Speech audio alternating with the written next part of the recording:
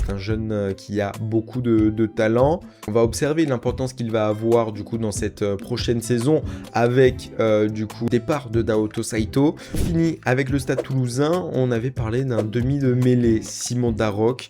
Il n'a pas joué avec les pros cette saison, il a joué avec les jeunes. Mais voilà, ça reste un jeune qui a beaucoup de talent. On va observer l'importance qu'il va avoir du coup dans cette prochaine saison avec du coup départ de Naoto Saito. Il devrait être numéro 3 dans la hiérarchie, derrière évidemment Antoine Dupont et Paul Graou. Donc quand il y aura aussi les doublons, il aura son petit temps de jeu, je pense, je l'espère, s'il n'a pas de blessure.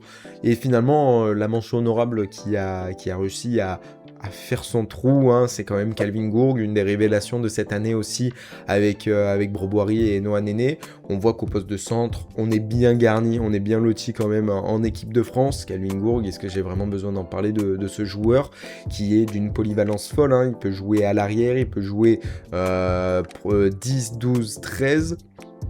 Donc voilà, c'est quand même une très bonne polyvalence, aussi une qualité de perforation des défenses, de vitesse, de raffut de défense. Même après 80 minutes de jeu, il a encore le gaz pour traverser le terrain. Je fais écho à ce match face à l'UBB, à Chaban, ou en tout cas que c'était à Bordeaux.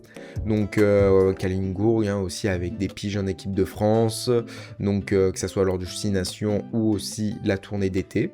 Et la tournée d'automne aussi face à l'Australie. Donc voilà, Calvin Gourg, énorme talent, énorme rédemption aussi pour lui, hein, qui avait eu de graves blessures et qui a réussi à arriver à ce niveau international même. Donc voilà.